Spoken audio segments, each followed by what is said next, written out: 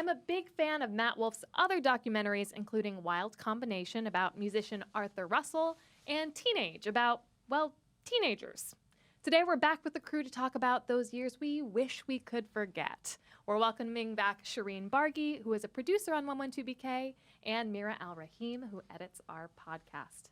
Welcome back, you guys. Thanks for having us again. Thanks for having us. So we just talked to Matt Wolf, who's a documentary filmmaker. He has this film Recorder, the Marion Stokes project that's at Tribeca.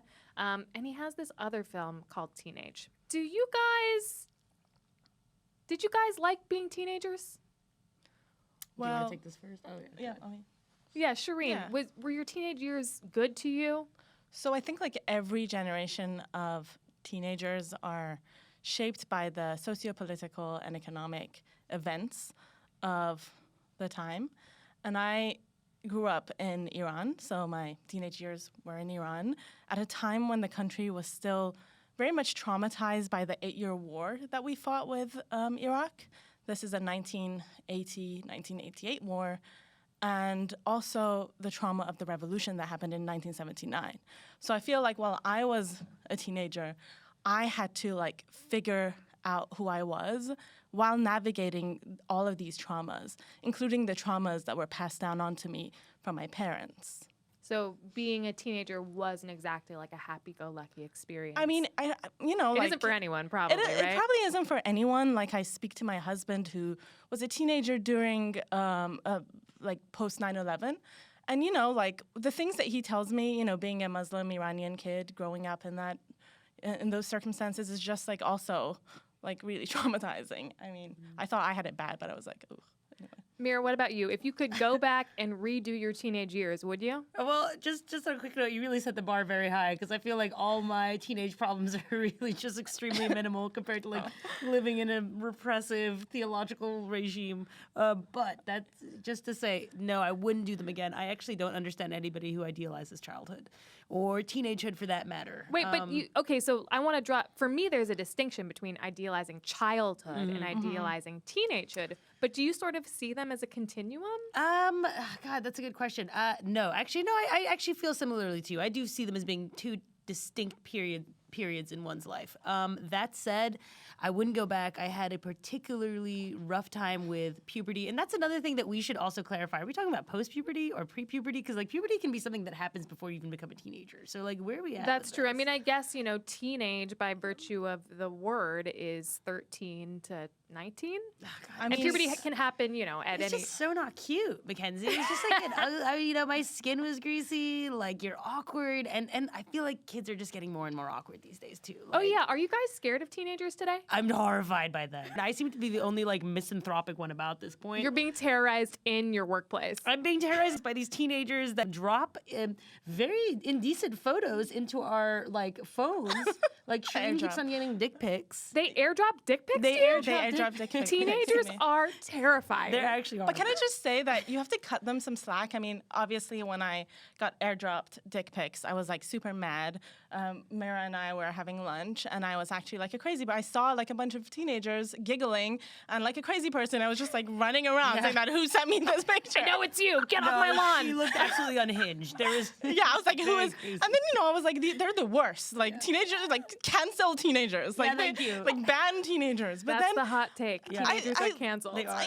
like I think about like at the same time, once I had some time to think it over, I kind of like think about how people talk about millennials, about how entitled we are, and how like we're like a generation that's ungrateful and we have it easy, but that's pretty much not true. Like there are many studies that show that millennials like face the worst financial future Sure, since student the debt, we can't since buy the Great Depression. houses. Exactly, yeah. Like the basic necessities, which is like healthcare, education, and housing. We're deprived of that. But teenagers aren't millennials. No, they're not. yeah, but they Gen have it X, even Gen worse. Z. Ah, okay. You Or think so. iGen. Some people call it the new word for teenagers is the psychiatrist is has this book called iGens. I forgot the name of the Right, psychiatrist. because they came of age in a smartphone Exactly. reality. Oh, that's They so have no scary. recollection before the internet. Do you guys remember before the internet? Of course. Yeah. I had to look up things in an encyclopedia. I remember that. And because my parents got it at a yard sale, we were missing certain volumes. Oh my God. So God forbid that I needed to reference anything H through J. It didn't exist. Everything just seems like it was happening at a slower rate. You know, You guys, we're so old right now. We're so old. We're such cantankerous old people. I reject that statement, MacKenzie. Yeah.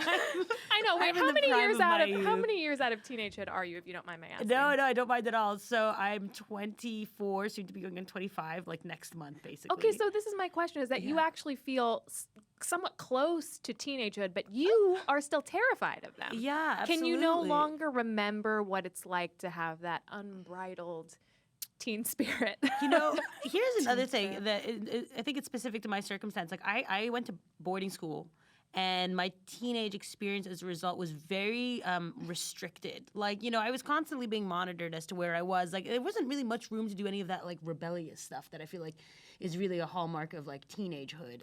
At least teenagehood and the American understanding of it. Yeah, you missed out. I missed stealing out. traffic cones. I couldn't. There was no weed smoking. I used to get drug tested once a month. Wow. Oh no, really? So I had a very peculiar kind of situation. That said, I do not.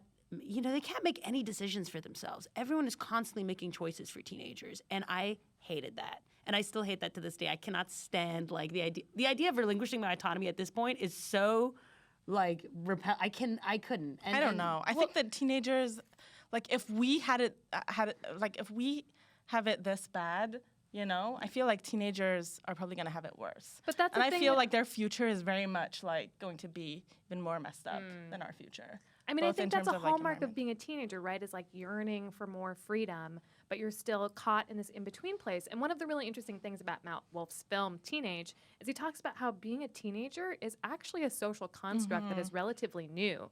And that in maybe probably our grandparents' generation, that you were a kid and then you were an adult. And that in many cultures, there's actually a ceremony that marks the passage from childhood into adulthood. And also, you're getting married and having kids much younger. And that as we became wealthier in the Western world, that we decided that there would be this in-between Rumspringa where people got to figure themselves out before they were adults. So I don't know. What do you think about your grandparents' generation? Do you think that they have a different notion of what it means to be a teenager? I mean, I think at the time they didn't have the luxury of time, in the true sense of the word, because there was a war, And when I say that, I was born during a war, so I guess in the context of Iran, I'm considered as a baby boomer, I guess, because I was born during the war and I grew up after. I remember. When rockets were falling and my mother had to take me to bomb shelters or to keep me safe. And I feel when the war happened and when the war finished and so in the 1950s, I feel because people had the luxury of time and this notion of safety and security, I feel that's when this idea of, okay, you don't need to be an adult now because we don't need you to go fight for us, which is, I remember in Iran, there were literally teenagers given grenades and fighting against Iraq in the Iran-Iraq war. So I feel because of that, and also I wonder, the scarier part is I wonder if capitalism had a role in this, in creating this basically this class of people, like teenagers, if just to basically for consumerism purposes. Sure. Because they're a demographic with serious buying power. Oh, yeah. Gotta have the jeans. Yeah. And all the tech gadgets. I don't Right. know. Mira, Shireen, thank you so much for joining me. Thanks so much for having us. Thank you for having us.